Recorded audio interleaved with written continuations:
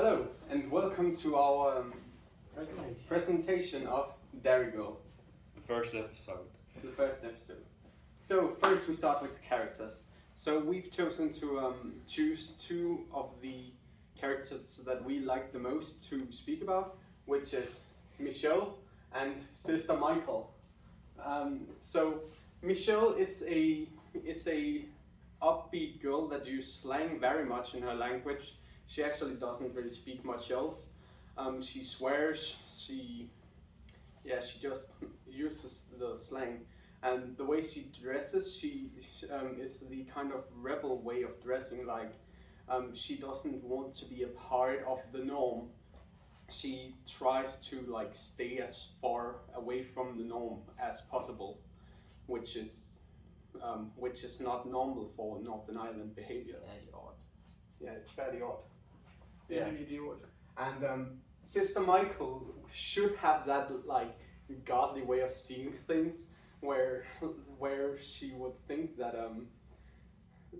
you would think since she's a nun, that she would be more kind to the children and like help them help them want to be where they are. But no, not at all. She's cold, she's cynical, and all around she just tries to break the kids, if you can say it like that. Even though they got to an end, about the struggle in the bus with the first year, she still chose to give them. She still chose to give them detention. So. And also in the scene where they are up at the theater stand, if that's, I believe that's what it's called. The stand. They some of the children were like, yes, you will be a flower that is nurtured in this school, and then she just jumped in. Hell no, you ain't. That's a lie. That's just pretty words. This is what's really going on. The world is hard, everything is cold, and you're going to die. Someday. So yeah. Catholics.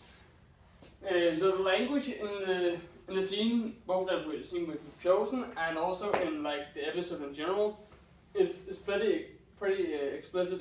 Has a lot of profanity. If you were to look at it like on a DVD etiquette, it would be rated at least T for teen, because this is not like the language you would normally use to younger audiences. And you can also see when you're taking a look at the episode and just the scene in general, the more like profanity you use and the more foul your language is, like the more higher in the hierarchy in that social group you are for some reason, because that's just apparently how that group is behaving. But you can also see like the more foul language they use, the more abrupt and more loud they tend to be, whereas the ones who are like not using as much profanity, they tend to be quieter. Plot and POV, point of view and story. We will start the story. The story is told from 4 Catholic girls in an all-girls school, and there comes a new boy, Michelle's cousin from England, the wee fellow, and how the Catholics live under the English rule, and that is shown in how they are disgusted by them and how they talk about them. They use pretty much slang and profanity when talking about them. And the point of view is first person, as in I/we perspective. Yes, and when shooting throughout the episode, most of the angles are shown in eyesight. There are not many angles from below or above, which indicates that or symbolizes that it's more normal behavior that they do, which is a small contrast to the characters and language which we've discussed before, that's fairly odd for how the girls behave.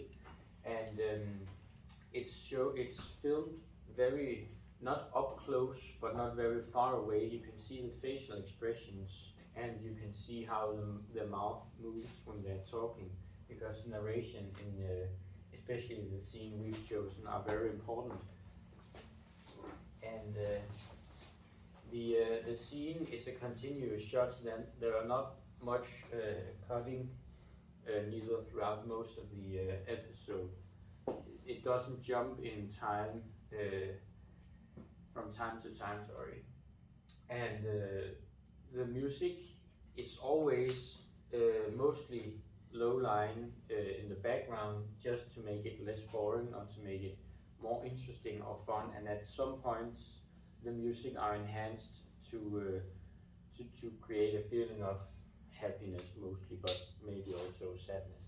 And especially in the scene we've chosen, Actually, about the music, it's mostly also upbeat music. yes, very happy music Yeah, exactly. that creates a feeling of fun and laughter. But sometimes there are songs, and there are ones from about 8 minutes to 8:04 when a Black Eyed Peas song is played, and throughout the scene here with the Michelle saying motherfucker and the people in suits in her movie that were shooting and eating cheeseburgers. That's a reference to Pulp Fiction, Yeah. a movie from 1994. Yeah. So this scene right here is from when we first meet Michaela in Michelle in the series, and until they arrive or they Get walk in. into the bar. Bus. Yeah, get in. So So in this time span, we meet Michaela and we get introduced to James. Then we meet Michaela. Then she talks about Pulp Fiction. Then we get introduced to James. They talk about how he's going to join the school, and how he's a boy in an all-girls school because he's a wee lad from England who is. Yeah, and he wouldn't would fit be- in. Yeah, exactly. He wouldn't fit in the boys' school, and he would also get beaten up. And then they just started talking about what they've spent their vacation on until they get onto the bus. Yes, and James, the boy, is very, very oppressed, both in the scene at first when he's introduced, but also for the rest of the Yeah, episode. he didn't know. It's was even a funny when failure. someone thinks it's a girl. So yeah, James both get recognized as a girl. He also, he also like when he asked for where he can find a bathroom, he just gets told there isn't one, so he just has to hold it in. So when they get detention, then he's stuck there, and he ends up peeing in a paper basket because he doesn't have anywhere else to go. Wasn't like a kid. And they didn't notice that the man was yeah. dead. Yeah, but in this scene is shot where the camera follows who talks. First, it is the group with Aaron, Ola, and Claire. Then Michelle joins. Then she talks, and the camera switches to her. Yeah, where you can see James in the background. And then he talks, and it just zooms past Michelle and up in his face to see his facial And expression. you can just see when he's totally like a deer in headlights. He's yeah, totally because he didn't knew about the abortion and gone. why he was from England. Yeah. And then far away, then they meet in a group, and you can see them walk as a group. The camera just follows. The most Yeah. important people in the group are walking In the front. in the front, Michelle and Aaron especially, and then there are Claire and Ola a little in the background, and then there are James at the last, which shows how important and how socialized the people are. Yeah, So in the group, like if we take it from the point, Michelle would be up here like the leader of the group, then Erin right on her side, and Claire, like this is the inner circle of the group, if you can say. It's the ones that's been together longest, because Ola is like that's Erin's cousin that only joined for this year, and then we have James, who is the newest, so he doesn't really have a role in the group yet. Yeah, it's kind of a hierarchy. Yeah, it's a hierarchy. Yeah. Yeah. Hierarchy. And like you said, yeah, higher up talks more. Hiya.